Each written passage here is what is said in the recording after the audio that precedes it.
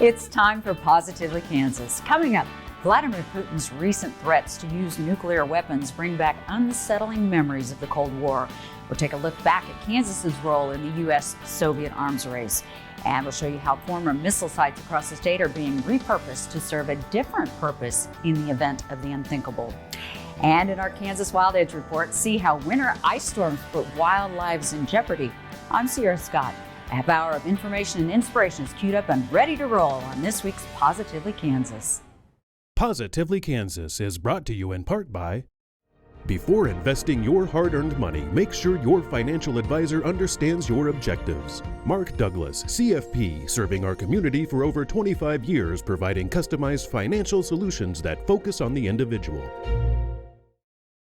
Blue Cross and Blue Shield of Kansas serves more than 900,000 Kansans in various programs. Independent, member-owned. Blue Cross and Blue Shield of Kansas, an independent licensee of the Blue Cross and Blue Shield Association, proudly supports PBS Kansas. Program support provided by the F. Price Kosman Memorial Trust, Entrust Bank Trustee, bringing you the Kansas Wild Edge segments on Positively Kansas.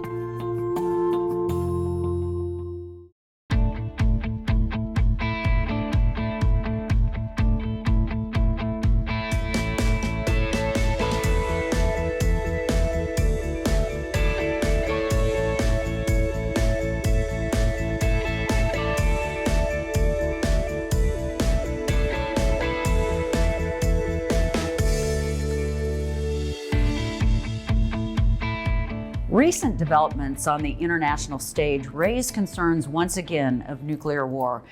That was an everyday worry for Americans in the 1960s, 70s, and 80s as the U.S. and the Soviet Union engaged in a long-term standoff. Kansas was a key player in our national defense, with missiles and atomic warheads positioned across the state. Today, those same locations could serve a different purpose should the unthinkable occur. Chris Frank has the story.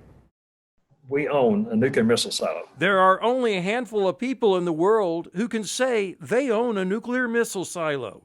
Yet, the opportunity to become a silo owner recently arose when this property just outside Abilene was listed for sale. Chris, this is an escape hatch from down on the first level, which was the barracks for the 5-man crew. John Dottle is an Abilene realtor with Hirsch Real Estate. He typically sells homes and agricultural properties in a 4-county area. But he got the most interesting listing of his career when he was asked to list this nuclear missile silo. How often do you get a missile silo? You don't. In a moment, we'll go underground to see the amazing complex. This cutaway sketch gives an idea of what's to come with the layout of the crew's working and living areas and the missile's housing. But first, up above, the Atlas missile program enacted during the Cold War had the U.S. building dozens of silos and bunkers to house Atlas missiles. Most of those were constructed in the interior part of the country, away from major populated cities, including here in Kansas. Every time I'm out here, I see something new, and it's exciting. This is history. You know, I grew up in Abilene, or the area, and 1960 to 64, everybody knew this was out here, but you couldn't go near it. Yet here it is, 60 years later, and Dottle is able to traipse throughout the silo property and think about what once was here. I'll just go out here to the blast doors. These are the 75-ton missile doors. Under these doors, that's where the Atlas missile would be. This whole silo complex designed to withstand a nuclear strike. If you fear a nuclear war sometime in the future, maybe this is the place for you. Oh yeah, we're still preppers. We just got it all in place. You may be wondering who would buy a former missile silo. Mark Hannafin owns the Abilene silo that's for sale. Ironically, we own 2 missile silos. One of them's near Abilene, Texas, and the other one's near Abilene, Kansas. There's only 2 Abilenes, and we own a missile silo in each one of them. The Hannafin's Texas missile silo has been featured in numerous stories, including on the PBS Austin program, The Day Tripper, with Hannafin explaining to host Chet Garner how the blast doors work. This was the blast doors, and this protect against a nuclear overpressure. So if you got a bomb went off outside, the people inside would be safe. Okay, all right. It's good sized blocks in here. That is serious steel. So you were worried about not just sending a missile, but also taking a missile strike. This was a retaliatory weapon. It's not a first strike weapon. Hanifin and his wife purchased their first missile silo back in 1982 after seeing an ad in a newsrack tabloid. He says they didn't like the political and economic climate of the time. Sound familiar? Now they call them preppers, but we were survivalists back in the day, and just didn't feel that the political situation coming out of Jimmy Carter and going into Reagan and everything, it just didn't really feel like we were sending our best and brightest up to Washington. So we thought we probably would have a plan B. He says their backup plan was having a secure underground home in a missile silo. And so we kind of were putting supplies away and stuff like that, trying to kind of look after ourselves a little better, just get more independent without going off grid like Kaczynski or something. That reference was of Ted Kaczynski, the convicted and imprisoned Unabomber who, while being an off-the-grid survivalist, terrorized the nation with mail bombs, killing 3, injuring several others.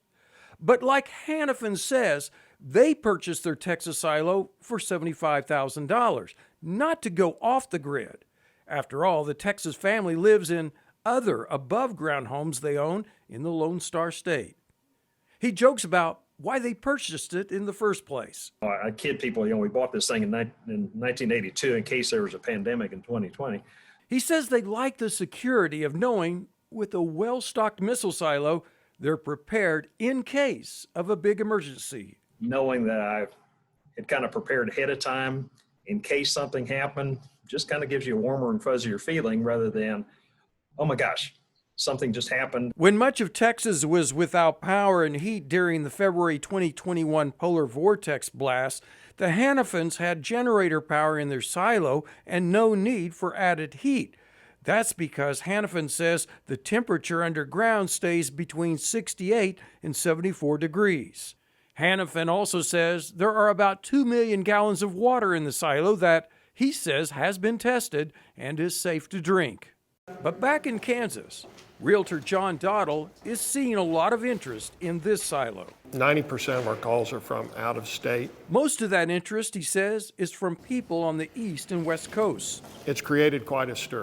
Soon after this was listed, it went viral with more than 300,000 internet hits. It's going to be a good place for someone. It just depends on what they want to use it for. More on what silos have been converted into and what people are using them for coming up in a moment. But first, the complex on an 11-acre site sits back from the roadway.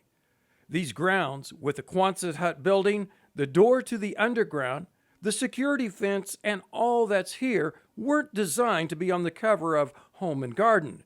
This was designed for function, not beauty. What many Kansans may not realize is how many Atlas missile silos there were in Kansas. Forbes Air Force Base in Topeka oversaw 9 Atlas E silos, an earlier version. The former Schilling Air Force Base in Salina managed 12 Atlas F missile silos in the central Kansas area, including sites near McPherson, Carlton, Wilson, Chapman, Wamego, Waverly, Holton, Warden, Kannapolis, Tescott, Minneapolis, and Abilene. Those aren't counting the 18 Titan II missiles McConnell Air Force Base oversaw in south central Kansas until those were decommissioned in 1985.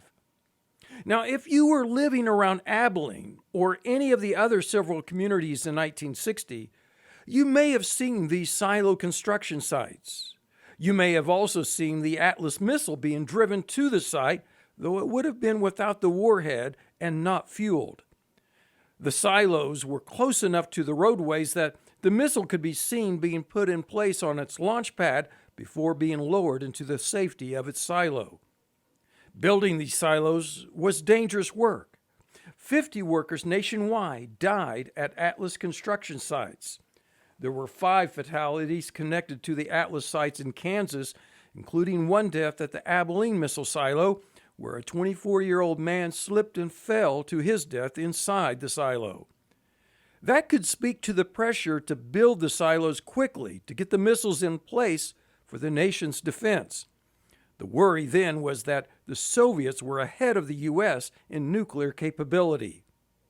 There was a different kind of rush preceding the silo work. Kansas communities, including Salina, were pressed to get houses built for all the construction workers to arrive. The Salina Chamber of Commerce secretary at the time quoted in the Salina Journal describing the housing situation as critical. At the same time, those cities were happy about the increased money being spent in their communities during construction. But that being said, the missiles had their detractors.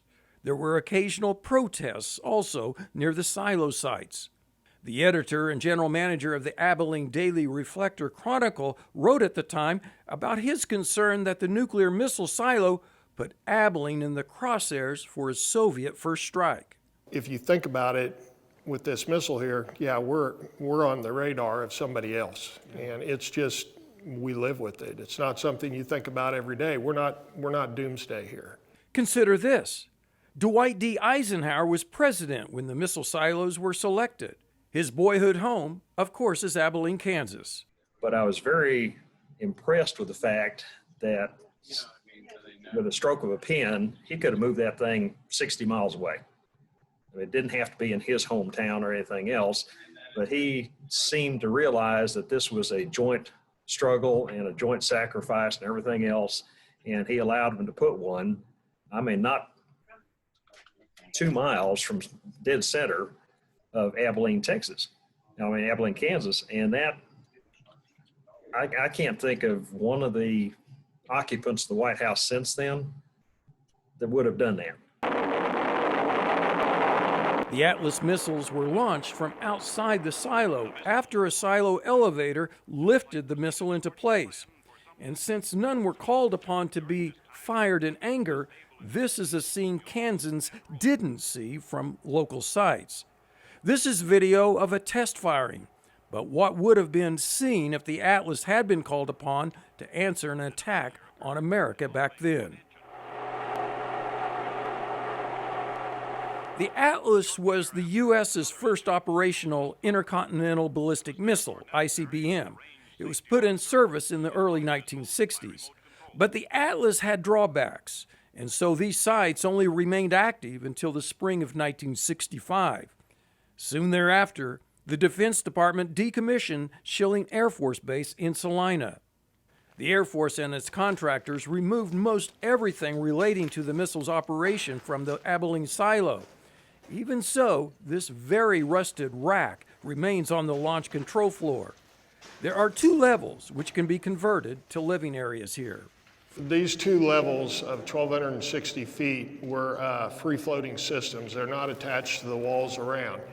They were attached, the floors were held up in 4 places by giant chains that came off of that hook and hooked into here. That's why there is a gap between the solid wall and the floor to allow for movement. Now, these floors are solid, sitting on large timbers. But when this was operational, the floors were on a pneumatic system that allowed them to float during a nuclear strike. There are 6 high-security blast doors in the Abilene silo. So each one of these would be closed, and to get in, you had to have the code. If you didn't, they automatically would lock down if you didn't put the right code in. So each one of these was designed to stop intruders and or if there was an outside blast to keep it from getting into the command center. You may recall I showed you the escape hatch earlier. A buyer would still have that available, minus the blast-absorbing sand that once filled it. What we looked at on top that had the snow cone top that we removed, and you look down, this was filled with sand. In case of a missile strike up top and the gentleman needed to get out of here or if something went wrong, there's a lever that they tripped. This hatch would open and this was filled with sand. It would come down. They grabbed a ladder, hooked it on, and this is how they got out of the facility to get to ground level, is right here. The silo that housed the missile is mostly filled with water. That's because the silo is 174 feet deep and below the groundwater table. The vertical steel crib housing the missile can be compared to a 15-story building below the surface. Now, the Air Force used powerful sump pumps and a French drain system to keep the water out when this was operational. An owner can still pump the water out. But Hannafin keeps the water in his Texas silo to use as a scuba tourist site called Dive Valhalla. It's open by reservations only. This hole is 174 foot deep. It's 52 foot across, and we've got about 120 feet of water in it. And of course, it's completely surrounded by concrete, but concrete's not waterproof. Okay. And so the water actually comes from the groundwater around us and flows through here. So the water's replaced all the time, doesn't get stagnant. So, besides this silo being a part-time home for Hannafin, the scuba business helps pay some bills. An Atlas silo near Roswell, New Mexico has been turned into a bed and breakfast destination. And closer to home, this former Atlas silo near Carlton, Kansas was on the market in 2021 with an asking price just under $1 million. As you can see, it's been renovated. Instead of rust, there's fresh paint, which illustrates a silo's potential. The water was throughout this facility. That water led to rusting, so it would take a lot of scraping to remove the rust before painting.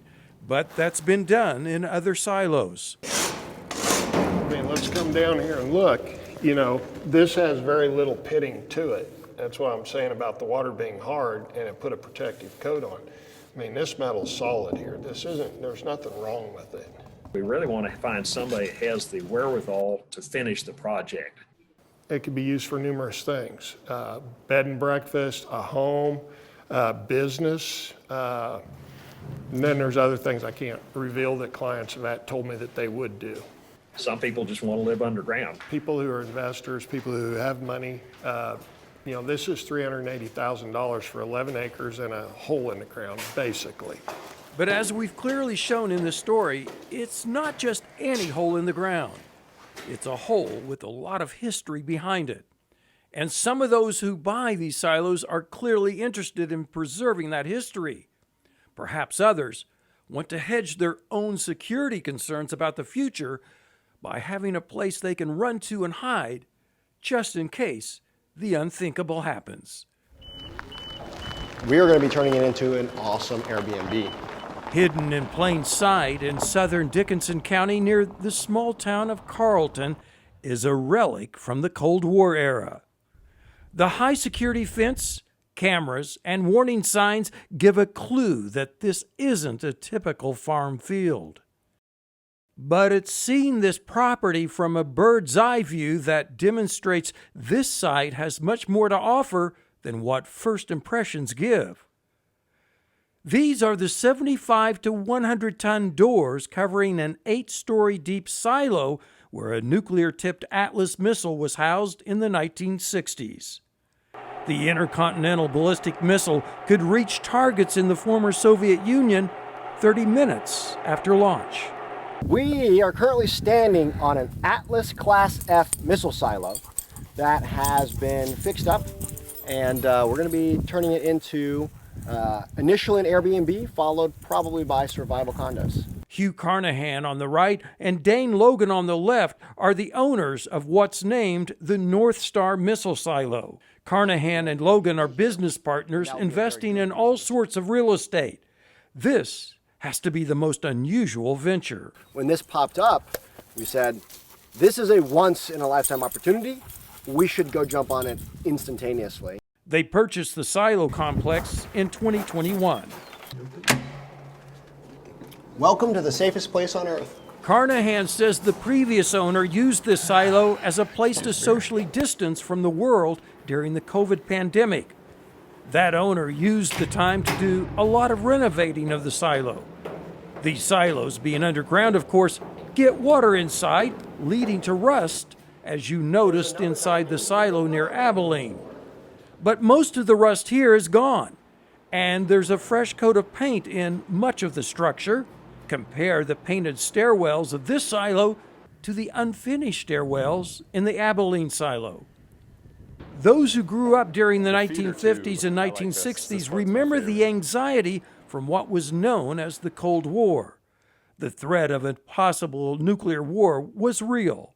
We practiced duck and cover drills in school, which is why Carnahan and Logan picked Duck and Cover for a business name. They want to make this a destination site for those who want to learn about Cold War history. We knew that it was a spot of interest. You bring people to a place like this, it invokes that spark of interest in history. Like, we don't think about the 1950s, what was going on in the world, like our parents or our grandparents did as much, but when you're here, you can't help it. It's all around you, and then you go into the silo, you see how it was constructed, you start thinking back on what was going on in the world at that time. And besides what can be seen down inside the silo, the duck and cover guys want to have attractions topside to help tell the story. Carnahan says those attractions could include reassembling a B-52 bomber as a static display. This silo still has the original suspension cable holding the floor in a cradle-like manner. A crazy thing is if you see this spring, this entire floor setup is suspended from the ground by a cradle. And this was pneumatically operated. So as the airmen would walk back and forth to the bathroom, this would auto level and it would go and it really drove them crazy. You followed the feeder tube in. This is really that connecting tunnel to the main silo itself. This silo, where the missile was housed, isn't full of water like some of the others. It's unfinished. But consider what the potential of this space is. It's nearly 180 feet deep. Picture an 8-story tall building. Its height compares to the depth in here. Glass bottom attractions are popular with tourists. Logan says that's an idea considered for the silo. The whole idea was get people interacting with the silo itself, and it's going to be quite a fun project. So a project to develop, he says, unless the right price were offered. And so we would say, yes, we would sell it for something crazy like $2.5 to $3 million. So missile silos, which were designed to destroy, are now being repurposed, redesigned into livable spaces meant to preserve life. In Dickinson County, goodbye now. Bye. This is Chris Frank for Positively Kansas. The missile silo in Dickinson County recently sold to an Iowa couple for $365,000. Meanwhile, a missile silo north of Salina has been developed into a luxury survival condo. Those doomsday apartments sell for up to $4.5 million. And yes, there have been buyers. When rain falls and the temperature hovers at 32 degrees, beautiful but treacherous ice storms come to Kansas. In this week's Kansas Wild Edge report, Mike Blair shows us how those dangerous storms threaten the lives of hungry wildlife.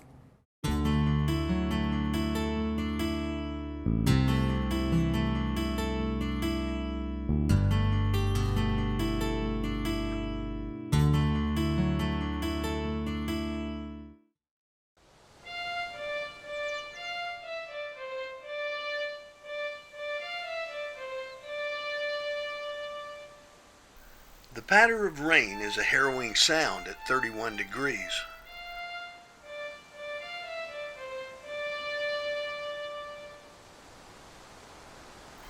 At first, it's a nuisance. Glaze ice develops and footsteps slip.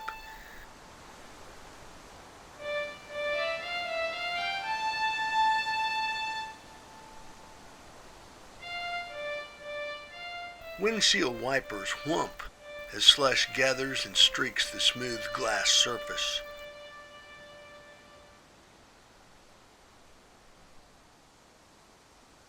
The radio crackles with warnings as massive low pressure pulls Gulf moisture into the chilly air.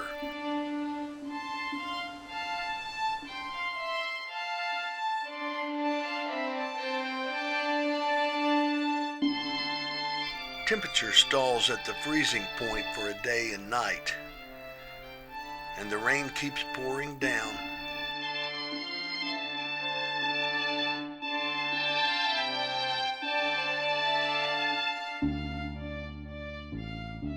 Ice grows and trees bend. A silver sheath transforms the world.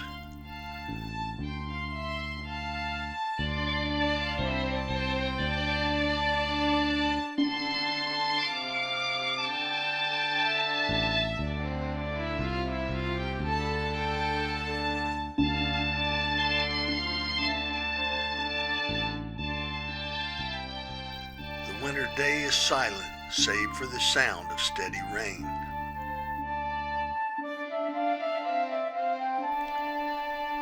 Limbs creak and break, each bringing a fresh wince.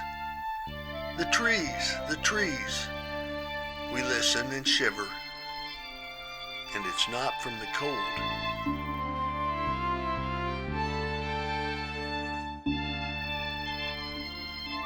Wildlife searches looking for food. Such conditions are hard on animals.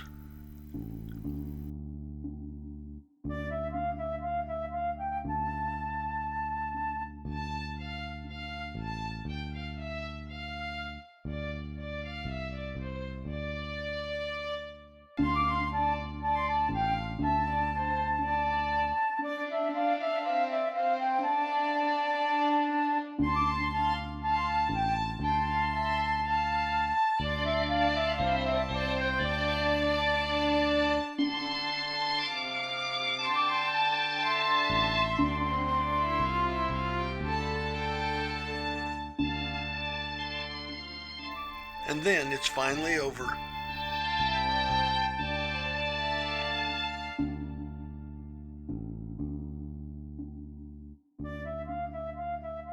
A Kansas winter isn't easy, but it can be wondrous.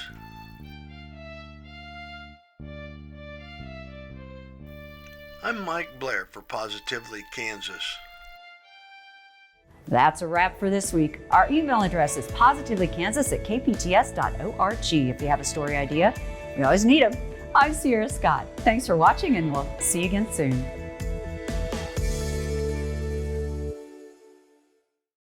Positively Kansas is brought to you in part by program support provided by the F. Price Kosman Memorial Trust, Entrust Bank Trustee, bringing you the Kansas Wild Edge segments on Positively Kansas. Blue Cross and Blue Shield of Kansas serves more than 900,000 Kansans in various programs. Independent, member-owned. Blue Cross and Blue Shield of Kansas, an independent licensee of the Blue Cross and Blue Shield Association, proudly supports PBS Kansas. Before investing your hard-earned money, make sure your financial advisor understands your objectives. Mark Douglas, CFP, serving our community for over 25 years, providing customized financial solutions that focus on the individual.